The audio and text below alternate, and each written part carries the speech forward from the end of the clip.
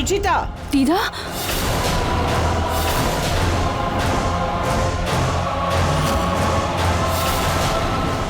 না না দিদা, প্লিজ আমি পা ধরছি আপনার, প্লিজ কাউকে কিছু বলবেন না, প্লিজ দিদা। এই নাটক বন্ধ করো রুচিতা।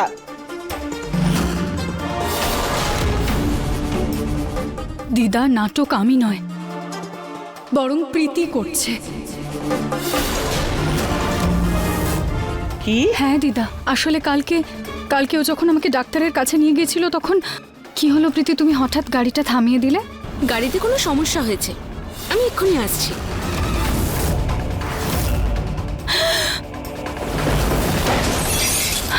গুন্ডারা আমার সমস্ত গয়না সব জিনিসপত্র নিয়ে নিয়েছে। দিদা, দিদা আপনি যদি চান এই পরিবার আবার এক হোক তাহলে প্লিজ আমাকে একটা শেষ সুযোগ দিন। প্লিজ কাউকে কিচ্ছু বলবেন না দিদা, কারণ প্রীতিকে হাতে নাতে ধরার জন্য আমার এই অন্ধ হওয়ার নাটকটা করা খুব দরকারি। প্লিজ দিদা, প্লিজ। নিজের দোষ লুকোনোর জন্য বেচারি প্রীতির ওপর দোষ দেওয়াটা বন্ধ করো তুমি। এত বড় সত্যিটা জানার পর আমি চুপ করে বসে থাকতে পারবো না। নরেশ, দিদা, বৌমা, দিদা প্লিজ আমার কথায় ভরসা করুন। আমি যা করছি আমার পরিবারের জন্য করছি, এই সংসারের জন্য করছি। আমার সত্যিটা যদি সবাই জেনে যায়, আজকে তো শুধু এই পরিবার ভেঙেছে, খুব তাড়াতাড়ি এই সম্পর্ক ভেঙে যাবে, আর এমন ভাবে ভাঙবে যে আর কোনো দিন জোড়া যাবে না। প্লিজ দিদা।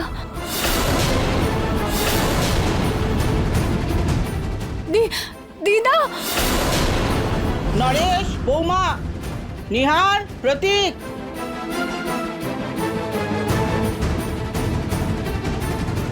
কি হলো মা, তুমি সবাইকে এখানে ডাকলে কেন?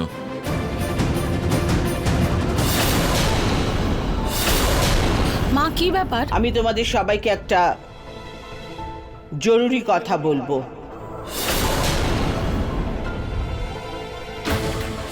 আমার এটাই বলার আছে যে প্রতি বছর আমরা আমাদের বাড়িতে শ্রাবণের প্রথম সোমবার শিব পুজো করি, এবারও করব।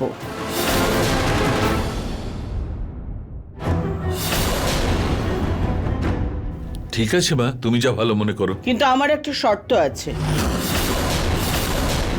ওই পুজোর সময় কোনো ভাগাভাগি চলবে না, আমরা সবাই একসঙ্গে পুজো করব।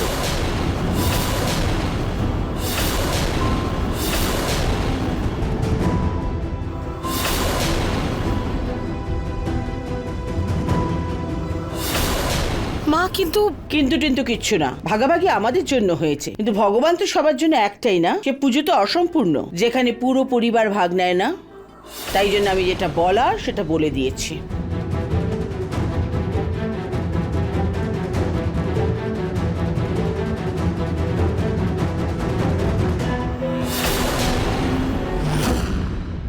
তোমার কথা মেনে আমি তোমার সত্যিটা কাউকে বলিনি রুচিতা, কিন্তু হ্যাঁ, যখন আমি পরিবার এক হওয়ার কথা বললাম প্রীতিকে একটু খুশি দেখলাম না। দেখো রুচিতা, প্রীতির দাগ নিয়ে আমরা প্রথমেই ওর সঙ্গে অনেক খারাপ ব্যবহার করেছি, এবার আর কোনো ভুল করতে চাই না। না দিদা, আপনি কোনো ভুল করছেন না। প্রীতি সত্যি এই পরিবারকে ভেঙে দিতে চায়, ও কাউকে নিয়েই কোনো চিন্তা করে না দিদা। ওর মনে আজকেও প্রতিশোধের আগুন জ্বলছে, ও আমাদের সবাইকে, এই পরিবারকে ভাঙতে চায়।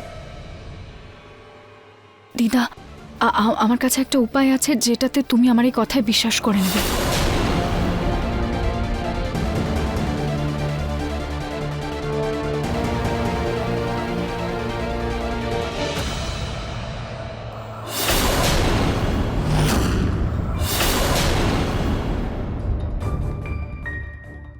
দিদা, আপনি জানেন তো আপনাকে কি করতে হবে?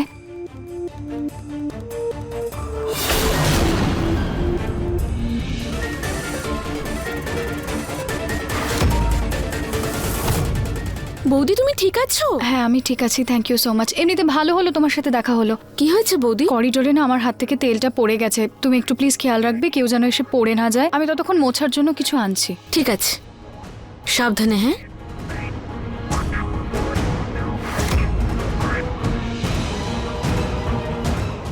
দিদা জান।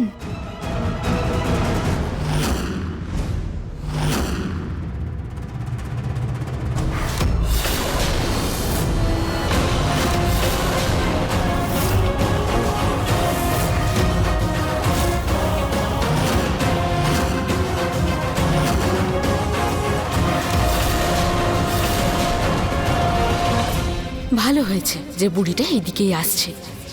পড়ুকো, ও পড়লে দোষটা রুচিতার ওপরেই পড়বে। রুচিতাও আমাকে কোথায় ফাঁসিয়ে দিয়ে চলে গেল। এই নাটক করতে গিয়ে আমার না কিছু হয়ে যায়।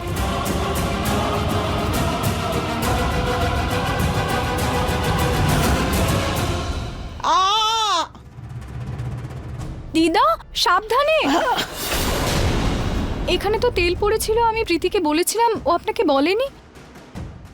সরি বৌদি, ওই আমার একটা ফোন এসেছিল, আমি জানতেই পারিনি ঠাকুমা এখানে কখনো এসেছে।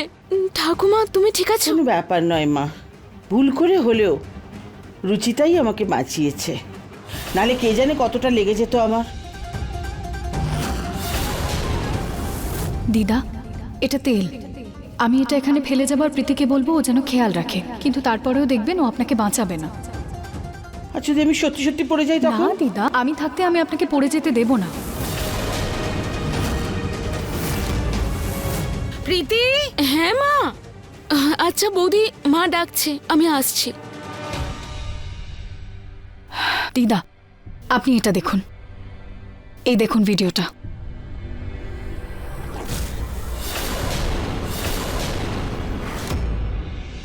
দেখলেন আপনি, প্রীতি ঠিক আপনার সামনে দাঁড়িয়েছিল, তাও একবারও আপনাকে বাঁচাতে এলো না। তোমার কথাই ঠিক রুচিতা, প্রীতির সত্যি তো আমি বুঝলাম, কিন্তু তুমি বাকিদের বোঝাবে কি করে? দিদা আমার কাছে একটা প্ল্যান আছে।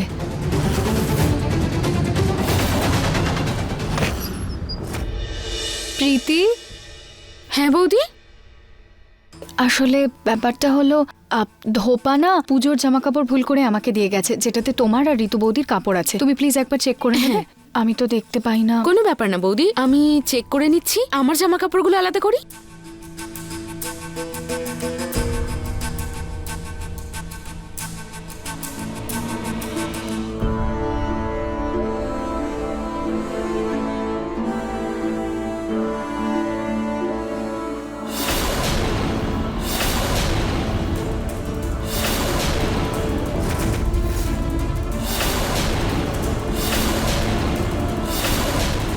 প্রীতি তো পুরো প্ল্যান করে রেখেছে। প্রথমে আমাকে আর নিহার বাবুকে পরিবারের থেকে আলাদা করেছে, আর এবার প্রতীকটা আর বৌদির ওপরও নজর। কিন্তু আমি ওর প্ল্যান সফল হতে দেব না।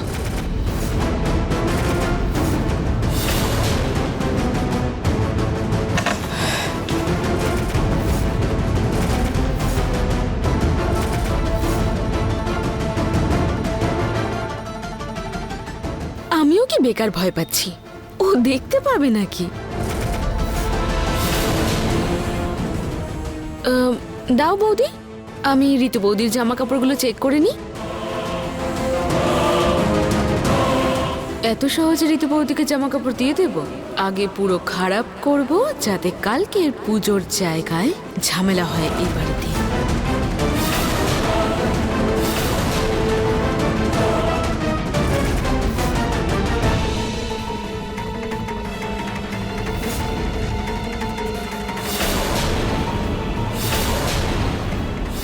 এবার এই লকেটে প্রীতির সব কাজ রেকর্ড হবে।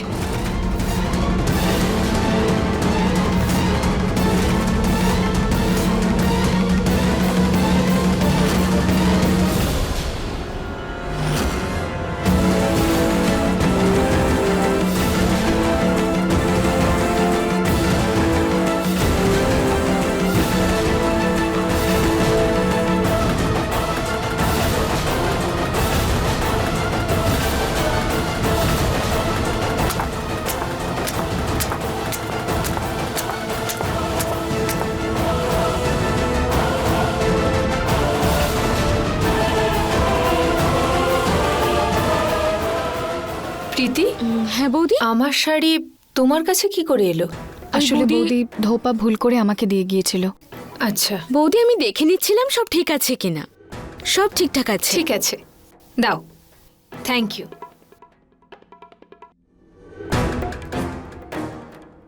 Thank you Ruchita.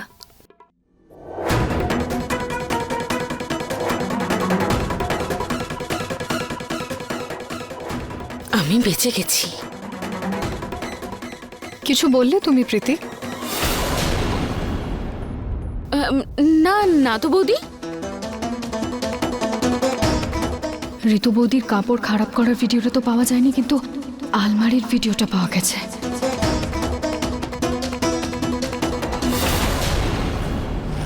দিদা, এই ভিডিওটা রেকর্ড হয়েছে, যেটা দেখি আমরা বাড়ির সবার সামনে প্রীতিকে নিয়ে প্রশ্ন তুলতে পারি। দেখাও আমায়। এই দেখুন,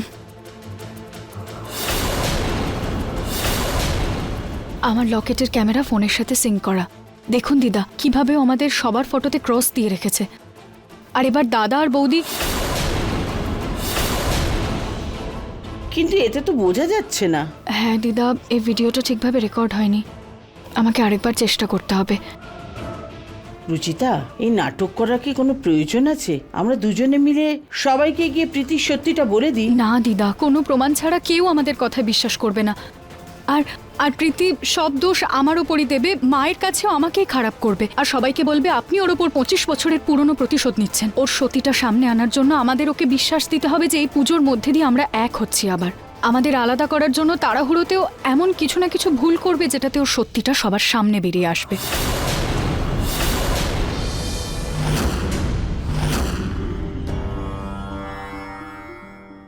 ব্যাস বাবা, ব্যাস, অনেক হয়েছে এই ভাগাভাগির নাটক। আজ এই পুজোর সঙ্গে সঙ্গে তোমরা এই ভাগাভাগিও শেষ করে দাও। আমি আমার ঘরে এই দেওয়াল চাই না। তুমি ঠিকই বলেছ ঠাকুমা। দাদা, আই এম সরি, আমি তোমাকে খুব কষ্ট দিয়েছি, প্লিজ আমাকে ক্ষমা করে দিও। সরি তো আমার বলা উচিত নিহার, আমি তোর গায়ে হাত তুলেছি, বাড়ি থেকে আলাদা করে দিয়েছি, আমি কোনো দায়িত্ব পালন করতে পারিনি। I am sorry. না দাদা, কি বলছো তো?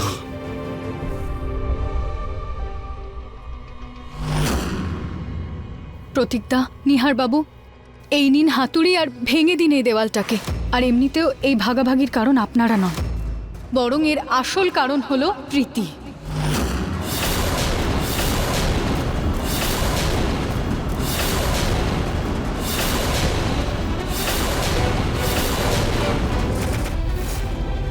কি? কি? হ্যাঁ নিহার বাবু,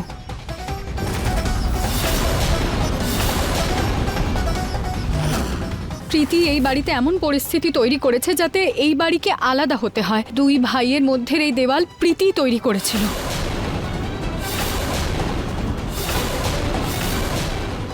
আমাদের ওকে তাড়াতাড়ি এই বাড়ি থেকে বের করে দেওয়া উচিত। ও এই বাড়িতে থাকার যোগ্য নয়, একদমই নয়।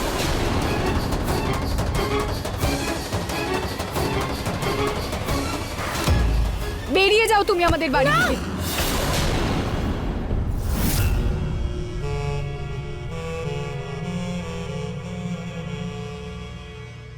না, আমার স্বপ্ন সত্যি হতে পারে না।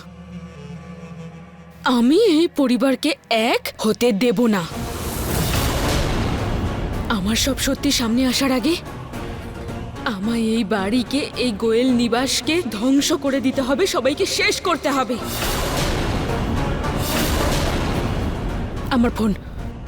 আমার ফোনটা কোথায়?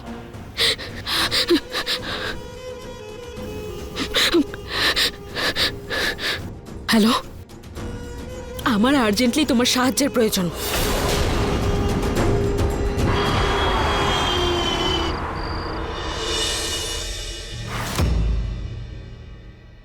সব ভালো করে দেখে নিয়েছো তো? হ্যাঁ ঠাকুমা।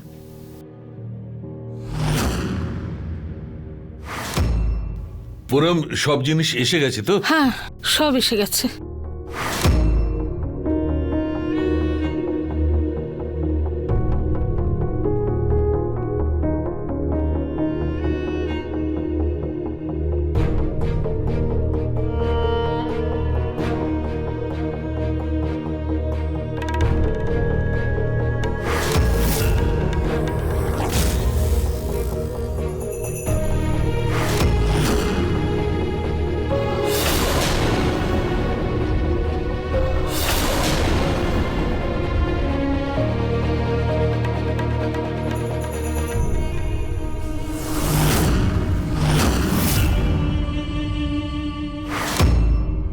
তুমি প্রদীপটা ধরো, আমি তেল দিচ্ছি।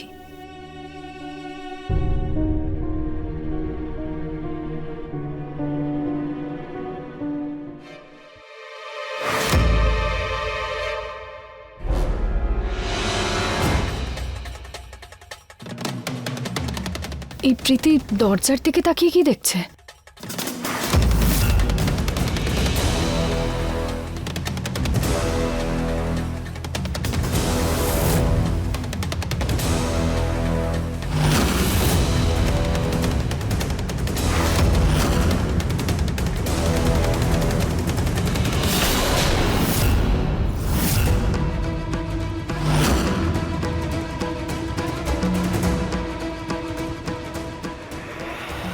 হ্যালো, তোমার মাথায় কি একটু বুদ্ধি নেই? কি বলেছিলাম আমি তোমায়, যে বাক্সের রং যেন আলাদা আলাদা হয়। এখানে তো সব বাক্সগুলোই ব্রাউন কালারের। এবার আমি কি করে বুঝবো ওই জিনিসটা কোন বাক্সে রয়েছে?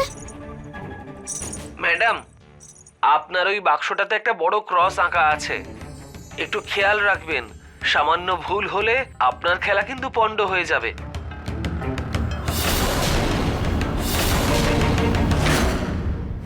কে জানে ওই প্রীতির মাথায় কি চলছে। প্রীতি ওই বাক্সগুলোর দিকে কেন যাচ্ছে? আচ্ছা, আবার কোনো গন্ডগোল করার প্ল্যান নেই তোর? আমাকে নজর রাখতে হবে ওর দিকে।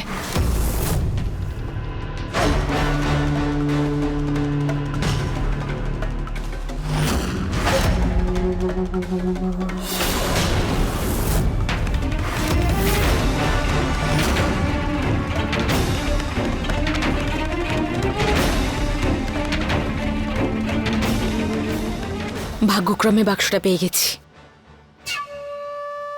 আর কেউ দেখতেও পায়নি।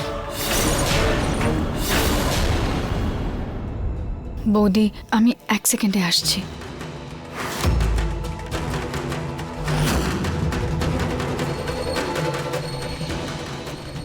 সরি সরি প্রীতি। প্রীতি, তোমার লাগেনি তো? কোনো ব্যাপার না বৌদি। প্রীতি, কি ছিল তোমার হাতে? চেক করে নাও, ভেঙে ফেলিনি তো আমি আবার?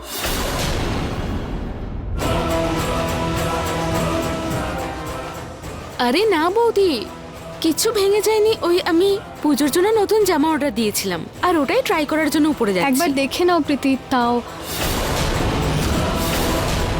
না বৌদি, এতে ওই জামা কাপড়ই তো আছে। প্রীতি, আমি পুজোর জন্য কিছু বাসন অর্ডার করেছিলাম, সেই বাক্স দেখছি না।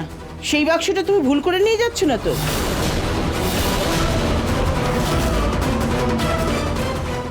না না ঠাকুমা, প্রীতি, একবার দেখে নাও না, হয়তো ওটাও হতে পারে। হ্যাঁ দাও, দেখাও। না ঠাকুমা, এতে জামা আরে, কাপড়ই আছে। আরে দেখাও আরে না, ঠাকুমা। দেখাও।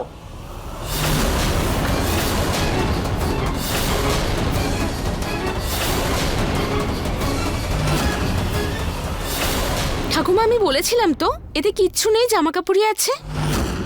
এবারে আমি যাই। হ্যাঁ,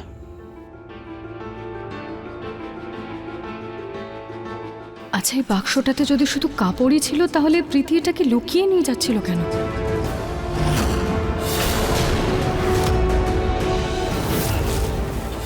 এই বাড়ির লোক নিজেদের খুব চালাক মনে করে, কিন্তু এরা ভুলে গেছে যে এই সব চাল আমার, আর এদের সবার থেকে আমি সবসময় এক পা এগিয়েই থাকবো।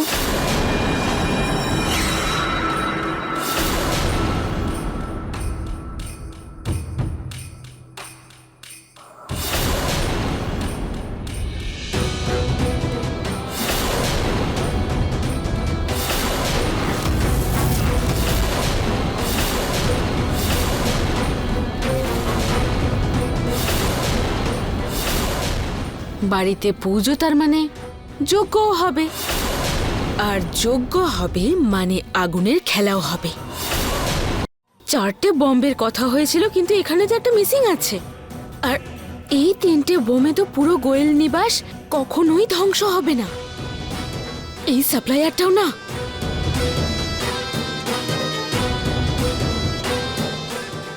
আমি তোমায় 4টের জন্য টাকা দিয়েছি, এখানে তো 3টে আছে।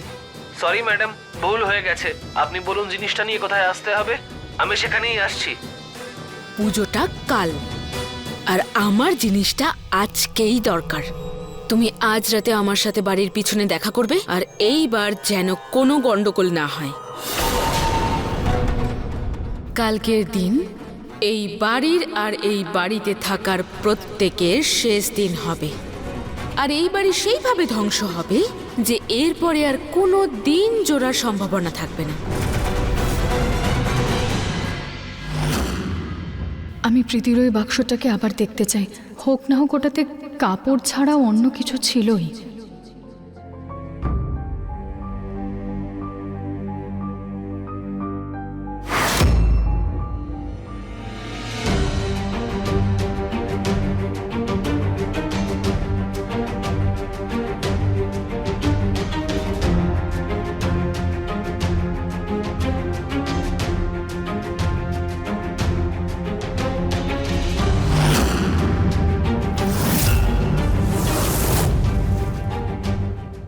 এই এত রাতে বাইরে কে দাঁড়িয়ে? তাই এসে গেছে হয়তো, গিয়ে দেখি একবার। ধুর বাবা, ফোনটা সাইলেন্ট করতেই ভুলে গেছি।